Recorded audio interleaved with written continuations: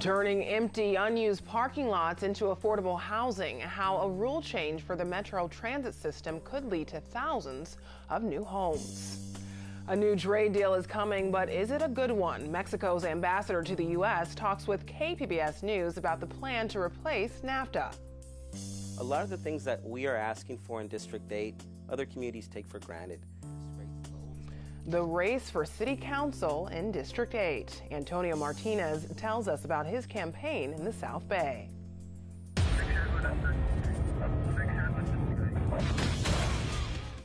And after years of being understaffed, the San Diego Police Department has a plan to fill hundreds of jobs. KPBS Evening Edition starts right now.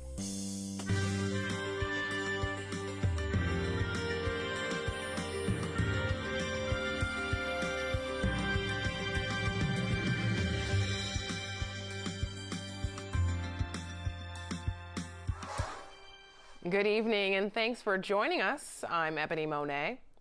Stocks fell sharply again today in what's been a turbulent week on Wall Street. The Dow Jones lost another 546 points. Combined with yesterday's sell-off, the index has lost nearly 1,400 points in just 2 days. Investors remain worried that trade tensions between the U.S. and China, as well as rising interest rates, might slow economic growth. San Diego and Tijuana business leaders are lobbying Congress to approve the U.S.-Mexico-Canada agreement. KPBS border reporter Jean Guerrero sat down with Mexico's ambassador to the United States to talk about the plan to replace NAFTA. President Trump has said that NAFTA was the worst trade deal ever made and that he's fixed it with this new treaty. As a proponent of the original treaty, Can you speak to whether this is a very different treaty in fact? Well, I think first of all I would emphasize that this is a very good result certainly for Mexico, but it's a very good result for the NAFTA partners, for Canada, for the United States, and for Mexico. I think at the outset I would emphasize 3 points. One, it gives certainty to our trade and investment relations among the partners, something that it's, I would say, needed. Secondly, it prompts North America to continue to be the most competitive region in the world, and that's important, because the agreement is not only about how much we trade among the partners and how much we invest among ourselves, but it's also about how can we better produce together to export to other regions of the world, and I think that the treaty does that. So it's essentially about growing the relationships that NAFTA established. It's not necessarily different. After 25 years, it's only natural that there were things that needed to be updated, changed, modernized, and improved.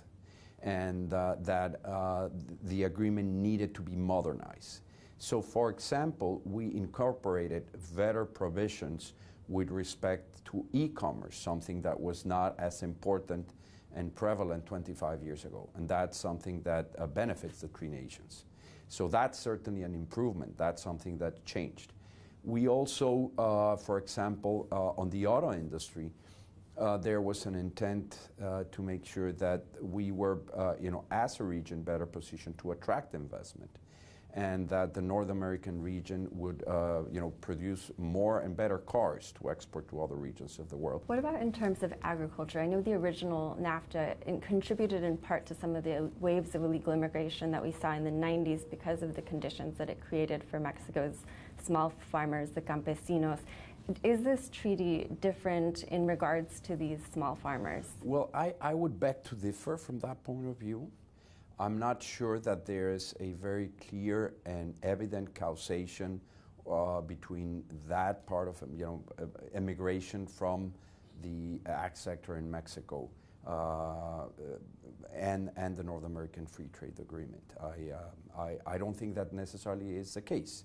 But what about the plummeting prices that we saw for commodities? But plummeting prices are not the result of the trade agreement. They are the result of the market conditions worldwide. But there will be a tendency towards industrialization, and it is a reality that Mexico's small farmers were unable to compete, at least in maize, with corn, with the U.S.'s heavily subsidized agriculture industry. Is this something that is addressed? But see, there's a whole debate about that. Again, I think that I would just offer a different view.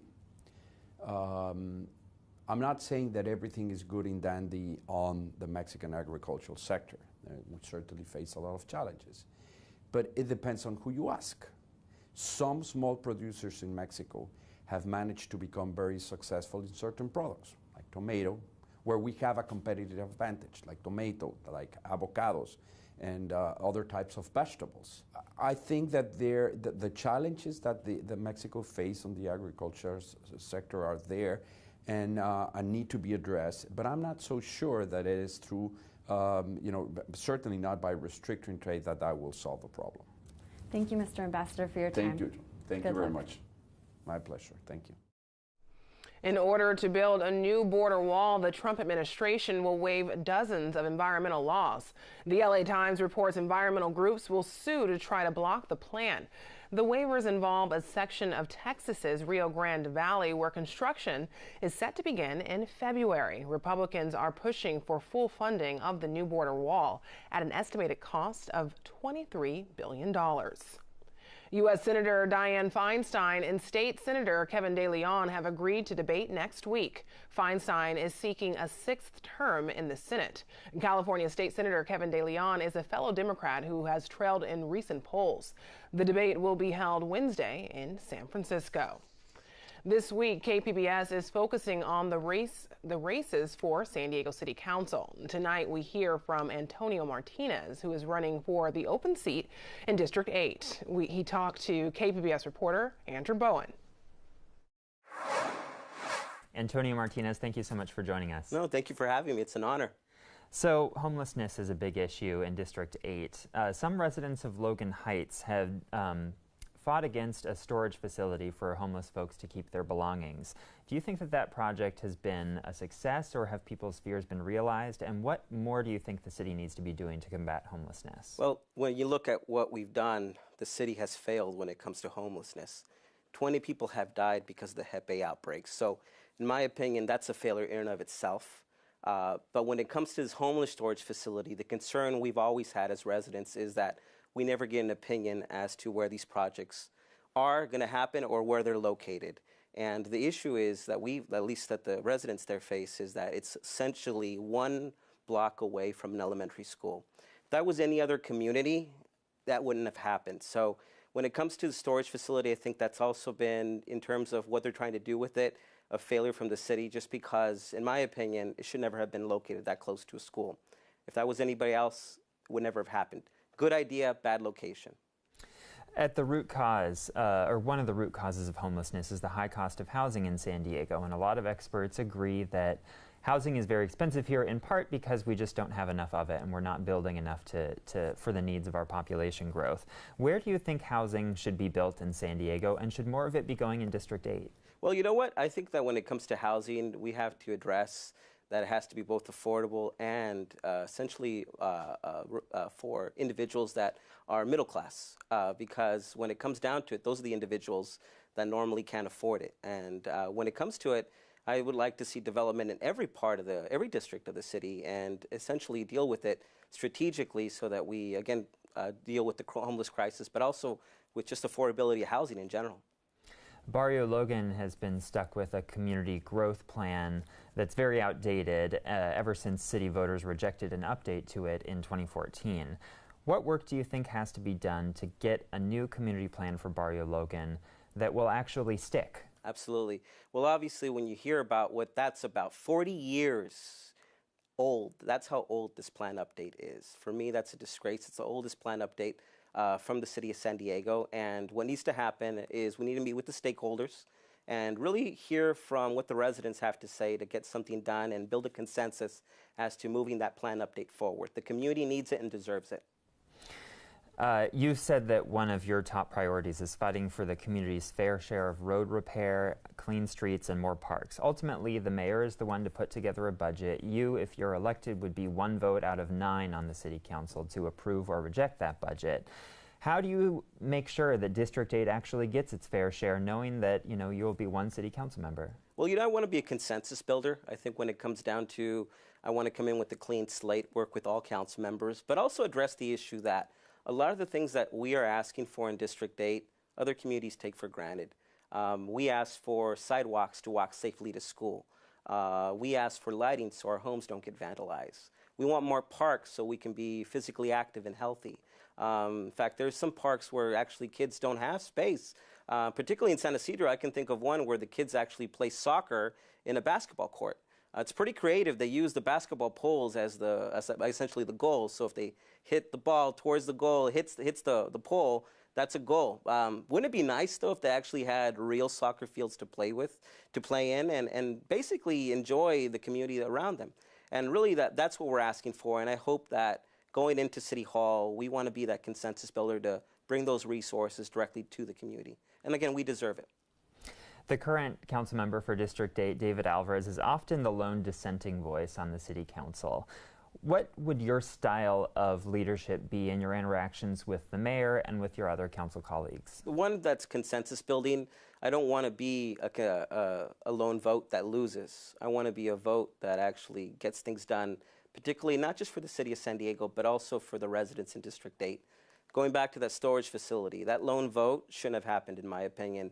When it comes down to it, we need to think strategically as to how we get things done so that when I'm voting, it's actually for positive reasons, and more importantly, it's for the benefit of the community. What do you think the most important distinction is between you and your opponent in this race? You know, I'm a lifelong resident of the district. I grew up in San Ysidro. In fact, I remember a time in my neighborhood where I actually, we lived in a neighborhood where we'd hear gunshots at night. Gangs were prevalent, and it's the first in my family to go to college. I went to the University of Pennsylvania, graduated, and I made a promise that I would come back and serve and help people in need. And I've been doing just that, working for a community health center for 10 years now, also in District 8. So I'm proud to not only be born and raised in District 8, but also live there. And I think that experience is invaluable. And we've been precinct walking, knocking door to door, and I think that's been very beneficial because as we walk, we've been asking folks, you know, what can we do to make our community better and safer, and collecting that data too. That way we have that ready to go when we win in November. And Tony Martinez, thank you so much for joining us. Thank you so much, my friend. Thank you. Tomorrow we will have our interview with the other candidate in this race, Vivian Moreno. iNews Source is following the money for local ballot measures. One of those measures is YY, a multi-billion-dollar bond proposal for San Diego schools. Here's more from the special series from reporters Jill Castellano and Brad Racino. A lot of it is going to be used for what you would expect, like upgrading classrooms and science labs, renovating the foundations of old buildings, improving plumbing, things like that. Okay, but weren't the school district's last two bonds supposed to pay for all that? Kind of. Voters approved a school bond in 2008 for $2.1 billion, and they approved another in 2012 for $2.8 billion. But the school district says about half of that money has already been spent, and the other half is allocated for specific projects. So this bond is adding on to previous bonds? Right, another $3.5 billion. It's paying for upgrades to some buildings and funding projects that weren't covered in the previous bonds, like improving school security. I talked to Scott Barnett about this. He's the spokesperson for the group supporting the bond measure. He showed me around the Grant K-8 school in Mission Valley to explain what the different bonds pay for. The buildings over here were built under Proposition S in 2008 and Proposition Z in 2012. And the very old administration building and these old bungalows are all going to be replaced. New buildings, new classrooms, new administration, library under Proposition YY. Who's against this bond? The San Diego County Taxpayers Association opposes it. They actually supported that first bond back in 2008, but now they say the school district should not be trying to take out another bond when we're still paying off those two previous bonds. Here's the association's president, Haney Hong. I'll give you an analogy. They've already got 2 mortgages that they've taken out to build facilities and maintain them, and this is a 3rd mortgage to pay for maintenance of buildings. So how does this bond get repaid? By homeowners. If you live in the San Diego Unified District, your taxes will go up about $60 for every $100,000 of your home's value. So if your home is worth $500,000, that's an extra $300 in taxes. There's a political committee trying to get this measure passed. How much money do they have and who's funding it? The committee is described as, and I'm quoting, a coalition of labor unions, school contractors, charter school advocates, and other civic leaders. It's raised more than $378,000. But the part to really pay attention to is where it says charter school advocates, because about 40% of the funding for this campaign has come from a single donor, the California Charter Schools Association. Why? Probably because San Diego Unified has 46 charter schools, and this ballot measure includes $580 million to help upgrade them. And lastly, Jill, tell viewers how they can find out more about this. You can go to data.inewssource.org. We built an easy-to-use database that lets you search through more than $100 million in political campaign fundraising and spending in San Diego County, which has never been built before. Tomorrow's segment will cover Measure J, which addresses transparency in city contracts. iNewsSource is an independently funded nonprofit partner of KPBS. I'm Judy Woodruff. Tonight on the NewsHour, wiped out. Hurricane Michael leaves a deadly path of destruction along the Gulf of Mexico coast. Coming up at 7 after Evening Edition on KPBS. State education officials are pushing a goal to graduate more bilingual students. The goal is substantial. Right now, there are 400 dual language immersion programs in the state. The superintendent of public instruction says he wants 1,600 programs by the year 2030. Bilingual education improves students' academic outcomes all across the boards and prepares them better for their future in a global economy. So we build understanding. We build trust between cultures and people when we know their language. In addition to Spanish, Cantonese, Mandarin, and Korean are in high demand. The superintendent says by 2040, he would like to see all public schools have some sort of bilingual program. Governor Jerry Brown recently signed a bill that will create more pilot programs for bilingual learning. Researchers at UC Irvine say climate change could have a negative impact on the Sierra Nevada snowpack. Ezra David Romero of Capitol Public Radio has this story. If winter temperatures increase on average by 1 degree Celsius, UC Irvine researchers suggest that it will lead to a 20% rise in the likelihood of below average snow accumulation in the high country. That's according to a new study out of UC Irvine. UCI researcher Lori Hunning says this could hurt the farms, dairies, and ranches that rely on water that originates in the Sierra Nevada. Warmer winter temperatures tend to decrease the amount of water stored as snow in the mountains. And it also forces snowpack up to higher elevation. And so if we have less snow, more likely to have drought conditions, or as we saw this year, extend the wildfire season. Hunting says not all parts of the Sierra Nevada will be affected equally. She says the northwestern part of the range is predicted to have the highest risk. Ezra David Romero, Cap Radio News. Drone video shows just how much damage was done by Hurricane Michael. This is the town of Mexico Beach, Florida, not far from where the storm made landfall yesterday. First responders in Florida, Georgia, and North Carolina say 6 people died as a result of the hurricane. Some areas remain under a curfew. Hundreds of thousands of people are without electricity. It's like our lives are gone. You know, our lives, everything we have is gone now and stuff. We lost all our cars, everything and stuff, and so. I don't know. Anyway, I can't. It's sort of just hard to realize just what just happened and stuff. But surviving it is the best. The most important thing, I think, is just being able to survive this. What's now Tropical Storm Michael is moving through the Carolinas, which was hit by a hurricane just a few weeks ago. And there's a chance of rain here in San Diego over the next couple of days. Aaron Calandra has details in tonight's forecast. Well, I hope your Thursday was okay. We are getting a lot closer to the weekend, and the weather for right now, not bad, but we could see a couple of showers. Let's take a peek at what's going on. Well, to the east of us, a couple of showers around in Arizona, moving into Colorado with a couple of snow flurries there. But for us, we are quiet. Not much going on right now here across San Diego County. And for tonight, it's going to remain pretty quiet. Borrego Springs at 59 degrees, Oceanside 54, Chula Vista 59. Along the coast, of course, you'll notice a couple of those clouds, but they'll be broken up by morning. So for tonight in the metro, 63 with a partly cloudy night. Now we have a couple things going on. Let's start off with Sergio. Sergio's going to be cruising into Mexico, and with that, we're going to see heavy downpours across that region. Worries for some flooding, mudslides, things like that. But what we're going to notice us here in San Diego County is a rough ocean.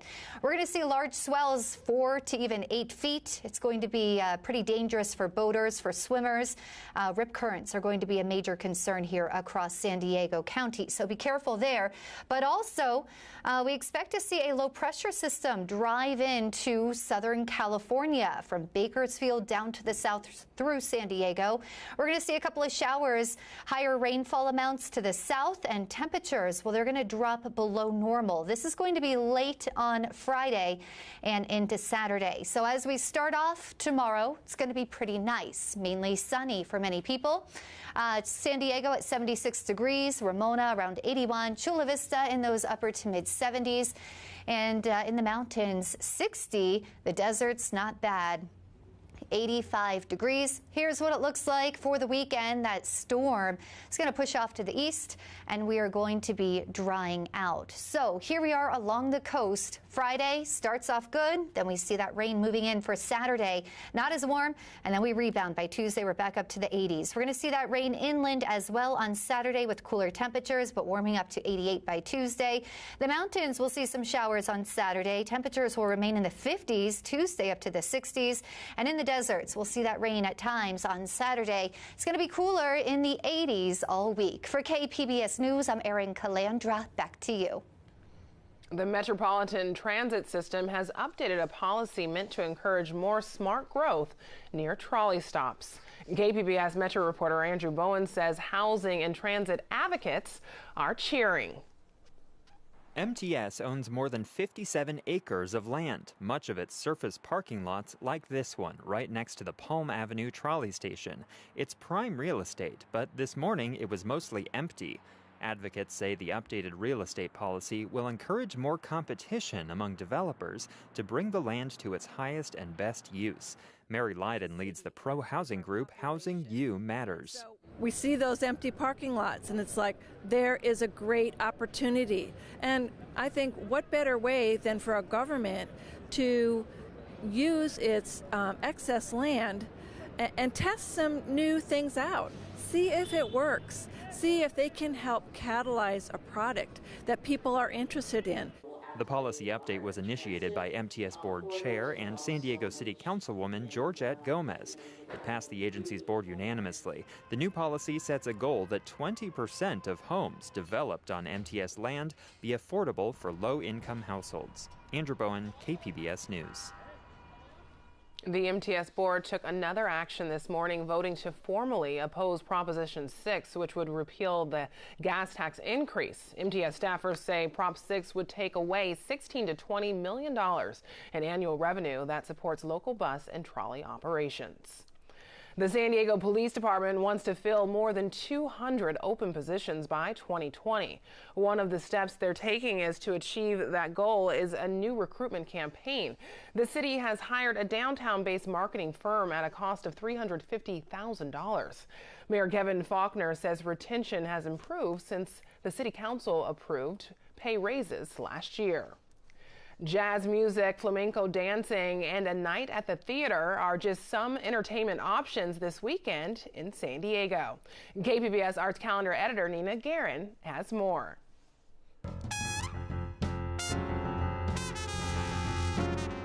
Trumpet player Keon Harold has performed with artists like Beyonce, Jay-Z, and Rihanna.